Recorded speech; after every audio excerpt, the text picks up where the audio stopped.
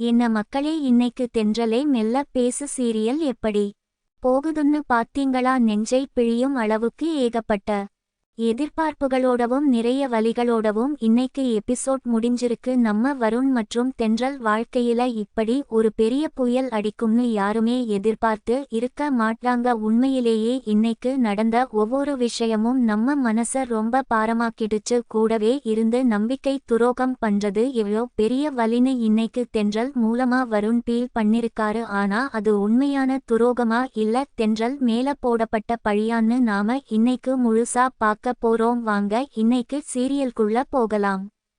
ஆரம்பத்திலேயே ஒரு பெரிய அதிர்ச்சியான கேள்வி நம்ம மனசுல எழும்புற மாதிரி தான் இன்னைக்கு கதைய ஆரம்பிச்சாங்க. ஒரு பெரிய மனுஷி ஆபீஸ்ல உட்கார்ந்துகிட்டு முருகா கிட்ட ரொம்ப ரகசியமா ஒரு சதித்திட்டம் தீட்டிட்டு இருக்காங்க. கோர்ட் மூலமா 6 மாசம் தென்றலும் வருணும் ஒன்னா சேர்ந்து வாழணும்னு சொல்லிட்டாங்க. அதனால தான் நான் அமைதியா இங்க உட்கார்ந்து வேடிக்கை பார்த்துட்டு இருக்கேன். இல்லனா எப்பவோ 2 பேரையும் பிரிச்சு எரிஞ்சிருப்பேன். இனிமேல் இந்த தென்றலையும் வருணையும் நிரந்தரமா பிரிக்க நான் எந்த எல்லைக்கு வேணாலும் போவேன், என்ன வேணாலும் செய்வேன்னு ரொம்ப கோபமாவும் வஞ்சமாவும் சபதம் எடுக்குறாங்க. இந்த விஷயம் வெளியே யாருக்கும் தெரியக்கூடாதுன்னு அவங்க ரொம்ப ரகசியமா பேசுறத பார்க்கும்போதே நமக்கு ரொம்ப பயமா இருக்கு. இவங்க என்ன தப்பு பண்ண போறாங்களோ, இவங்க சதியில நம்ம தென்றல் எப்படி சிக்க போறாங்களோன்னு நினைக்கும் போதே நமக்கு மனசு பதைபதைக்குது.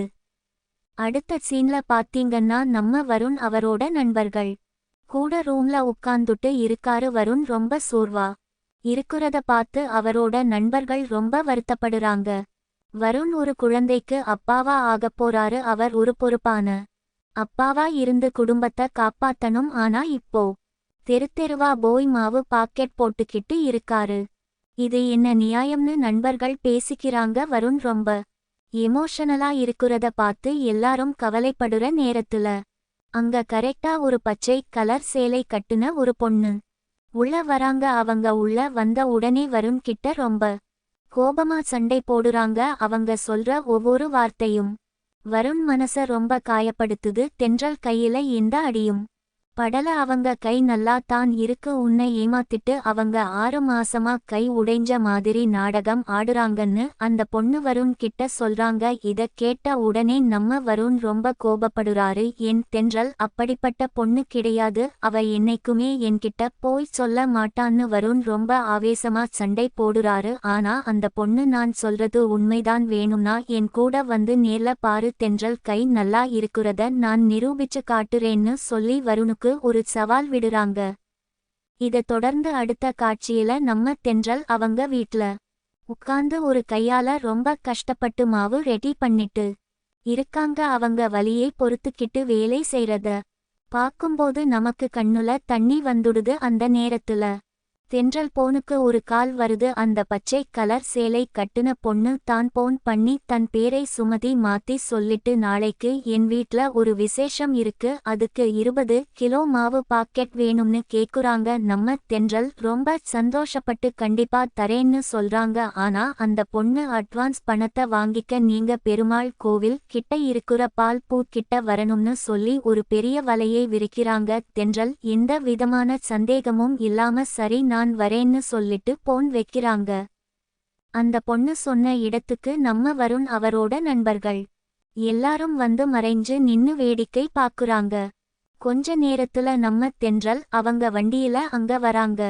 வண்டிய நிப்பாட்டிட்டு அவங்க போன் பேசிக்கிட்டே தன்னோட ஷால் துணியை சரி செய்றாங்க. அப்போ அவங்க காயம் பட்ட கை லேசா அசையுறத பார்த்துட்டு அந்த பொண்ணு வருண் கிட்ட, பாத்தியா, நான் சொன்னது உண்மை தான, அவ கை நல்லா இருக்கு, அவ நாடகம் ஆடுறான்னு சொல்லி வருண் மனசுல விஷத்தை விதைக்கிறாங்க. வருண் அத பார்த்த உடனே ரொம்ப உடைஞ்சு போயிடுறாரு. தான் உயிருக்கு உயிரா காதலிச்ச தென்றல் தங்கிட்ட இப்படி ஒரு பெரிய பொய்ய சொல்லிட்டாளேன்னு வருண் கண்கள்ல கண்ணீர் வருது. அவர் ரொம்ப கோபமாவும் அதே சமயம் தாங்க முடியாத வலியோடவும் அந்த இடத்த விட்டு வண்டியில வேகமா கிளம்பி போயிடுறாரு. தென்றல் உண்மையை சொல்ல வாய்ப்பு கூட கொடுக்காம வருண் போனது நமக்கு ரொம்ப கஷ்டமா இருக்கு.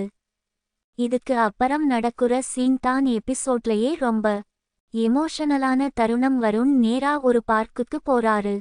அங்க கொஞ்ச பேர் உட்கார்ந்து சரக்கு அடிச்சிட்டு இருக்காங்க. அதுல ஒருத்தன் நம்ம வருண பார்த்து ரொம்ப அசிங்கமா பேசுறான். உனக்கு அப்பா இல்ல, அம்மா இல்ல, நீ ஒரு அனாதை, உனக்கு எந்த சொந்த பந்தமும் இல்ல, யாருமே உனக்கு ஆதரவு இல்லன்னு அவன் சொன்ன ஒவ்வொரு வார்த்தையும் நம்ம வருண் இதயத்துல கத்தி வச்சு குத்துன மாதிரி இருக்கு. வருண் கண்களுல இருந்து கோபமும் கண்ணீரும் ஒன்னா கொட்டுது. ஆத்திரத்துல அவன் மேல பாய்ஞ்சு போய் அடிக்க போறாரு. அங்க ஒரு பெரிய சண்டையே நடக்குது. வருண் நண்பர்கள் அவரை சமாதானப்படுத்தி அங்க இருந்து கூட்டிட்டு போறாங்க. வருண் மனசுக்குள்ள, நான் நிஜமாவே ஒரு அனாதை தானா, என்ன உண்மையா நேசிக்க இந்த உலகத்துல யாருமே இல்லையான்னு நினைச்சு ரொம்ப வேதனைப்படுறாரு. அந்த காட்சிய பார்க்கும்போது நம்மளுக்கே ரொம்ப அழுத மாதிரி ஒரு ஃபீலிங் வந்துடுது. எபிசோட் எப்படி முடிஞ்சதுன்னு பாத்தீங்கன்னா இருட்டிடுச்சு. நைட் 9 மணி ஆயிடுச்சு. இன்னும் நம்ம வருண் வீட்டுக்கு வரலையேன்னு தென்றல் ரொம்ப பதட்டப்படுறாங்க. அவங்க வண்டிய எடுத்துட்டு இருட்டுல ஊர் பூரா வருண தேடி அலையுறாங்க. டாஸ்மாக் கடை, ரோட்டோரம் இருக்குற கடைகள்னு எல்லா இடத்துலயும் தென்றல் தேடுறாங்க. ஆனா வருண் எங்கேயும் இல்ல. கடைசியா தென்றல் ஒரு கோவில் மண்டபத்துல வருண் தனியா ரொம்ப சோகமா உட்கார்ந்துட்டு இருக்குறத பாக்குறாங்க. தென்றல் மெதுவா போய் வருண் பக்கத்துல உட்கார்ந்து, என்ன ஆச்சு, ஏன் இங்க உட்கார்ந்து இருக்கீங்கன்னு ரொம்ப அன்பா கேக்குறாங்க. அதுக்கு வருண், என் மேல நீ ஏன் இவ்வளவு அக்கறை காட்டுற, எனக்குன்னு யாரு இருக்கா, நான் ஒரு அனாதை, என்னை உண்மையா நேசிக்க யாருமே இல்லன்னு சொல்லி கண் கலங்குறாரு. அப்போ நம்ம தென்றல் வருண ரொம்ப ஆழமா பார்த்து, உங்க வலி எனக்கு புரியுது, ஏன்னா எனக்கும் யாருமில்ல, நான் உங்க கூட எப்பவும் இருப்பேன்னு சொல்லி அவரோட மனபாரத்தை குறைக்க முயற்சி செய்றாங்க. இப்படி ரொம்ப இமோஷனலா இரண்டு பேருக்கும் நடுவுல இருக்குற அன்பும் வலியும் ஒன்னா சேருற மாதிரி இந்த எபிசோட் முடிஞ்சிருக்கு. நாளைக்கு எபிசோட்ல என்ன நடக்கும்னு நினைச்சா ரொம்ப விறுவிறுப்பா இருக்கு. என்னோட கணிப்பு படி முதல் விஷயம், நம்ம வருண் கண்டிப்பா தென்றல் கிட்ட அந்த கை கட்டு உண்மையா இல்ல நாடகமான்னு நேரடியா கேட்டு பெரிய சண்டை வர வாய்ப்பு இருக்கு. இரண்டாவது விஷயம், அந்த பச்சை கலர் சேலை பொண்ணு செஞ்ச சதித்திட்டம் தென்றலுக்கு தெரிய வந்து தென்றல் அவங்கள நேருக்கு நேர் சந்திச்சு கேள்வி கேட்கலாம். மூணாவது விஷயம், ஆபீஸ்ல சதி பண்ண அந்த பெரிய மனுஷி தென்றலையும் வருணையும் பிரிக்க இன்னும் ஒரு பெரிய பகடைய உருட்ட வாய்ப்பு இருக்கு. எப்படி பார்த்தாலும் நாளைக்கு எபிசோட்ல ரொம்ப பெரிய திருப்பங்களும் எமோஷனலான சண்டைகளும் காத்துக்கிட்டு இருக்கு. மக்களே, பொறுத்திருந்து பார்ப்போம் என்ன நடக்குதுன்னு. என்ன மக்களே, இன்னைக்கு தென்றலே மெல்ல பேசு சீரியல் எப்படி போகுதுன்னு பாத்தீங்களா? நெஞ்சை பிழியும் அளவுக்கு ஏகப்பட்ட எதிர்பார்ப்புகளோடவும் நிறைய வலிகளோடவும் இன்னைக்கு எபிசோட் முடிஞ்சிருக்கு. நம்ம வருண் மற்றும் தென்றல் வாழ்க்கையில இப்படி ஒரு பெரிய புயல் அடிக்கும்னு யாருமே எதிர்பார்த்து இருக்க மாட்டாங்க. உண்மையிலேயே இன்னைக்கு நடந்த ஒவ்வொரு விஷயமும் நம்ம மனச ரொம்ப பாரமாக்கிடுச்சு. கூடவே இருந்து நம்பிக்கை துரோகம் பண்றது எவ்வளோ பெரிய வலின்னு இன்னைக்கு தென்றல் மூலமா வருண் ஃபீல் பண்ணிருக்காரு. ஆனா அது உண்மையான துரோகமா இல்ல தென்றல் மேல போடப்பட்ட பழியான்னு நாம இன்னைக்கு முழுசா பார்க்க போறோம். வாங்க இன்னைக்கு சீரியல்குள்ள போகலாம். ஆரம்பத்திலேயே ஒரு பெரிய அதிர்ச்சியான கேள்வி நம்ம மனசுல எழும்புற மாதிரி தான் இன்னைக்கு கதைய ஆரம்பிச்சாங்க. ஒரு பெரிய மனுஷி ஆபீஸ்ல உட்கார்ந்துகிட்டு முருகா கிட்ட ரொம்ப ரகசியமா ஒரு சதித்திட்டம் தீட்டிட்டு இருக்காங்க. கோர்ட் மூலமா 6 மாசம் தென்றலும் வருணும் ஒன்னா சேர்ந்து வாழணும்னு சொல்லிட்டாங்க. அதனால தான் நான் அமைதியா இங்க உட்கார்ந்து வேடிக்கை பார்த்துட்டு இருக்கேன். இல்லனா எப்பவோ 2 பேரையும் பிரிச்சு எரிஞ்சிருப்பேன். இனிமேல் இந்த தென்றலையும் வருணையும் நிரந்தரமா பிரிக்க நான் எந்த எல்லைக்கு வேணாலும் போவேன், என்ன வேணாலும் செய்வேன்னு ரொம்ப கோபமாவும் வஞ்சமாவும் சபதம் எடுக்குறாங்க.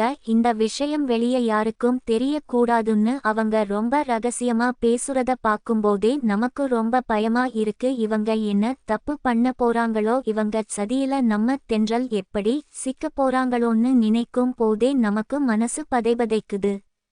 அடுத்த சீன்ல பாத்தீங்கன்னா நம்ம வருண் அவரோட நண்பர்கள் கூட ரூம்ல உட்கார்ந்துட்டு இருக்காரு. வருண் ரொம்ப சோர்வா இருக்குறத பார்த்து அவரோட நண்பர்கள் ரொம்ப வருத்தப்படுறாங்க. வருண் ஒரு குழந்தைக்கு அப்பாவா ஆகப்போறாரு. அவர் ஒரு பொறுப்பான அப்பாவா இருந்து குடும்பத்தை காப்பாத்தணும். ஆனா இப்போ தெருவா போய் மாவு பாக்கெட் போட்டுக்கிட்டு இருக்காரு.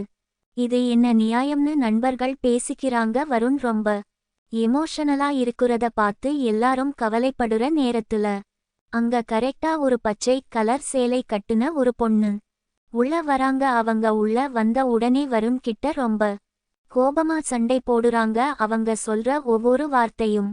வருண் மனச ரொம்ப காயப்படுத்துது. தென்றல் கையில இந்த அடியும் படல. அவங்க கை நல்லா தான் இருக்கு. உன்னை ஏமாத்திட்டு அவங்க 6 மாசமா கை உடைஞ்ச மாதிரி நாடகம் ஆடுறாங்கன்னு அந்த பொண்ணு வருண் கிட்ட சொல்றாங்க. இத கேட்ட உடனே நம்ம வருண் ரொம்ப கோபப்படுறாரு. என் தென்றல் அப்படிப்பட்ட பொண்ணு கிடையாது. அவ என்னைக்குமே என்கிட்ட போய் சொல்ல மாட்டான்னு வருண் ரொம்ப ஆவேசமா சண்டை போடுறாரு. ஆனா அந்த பொண்ணு நான் சொல்றது உண்மைதான், வேணும்னா என் கூட வந்து நேர்ல பாரு, தென்றல் கை நல்லா இருக்குறத நான் நிரூபிச்சு காட்டுறேன்னு சொல்லி வருணுக்கு ஒரு சவால் விடுறாங்க.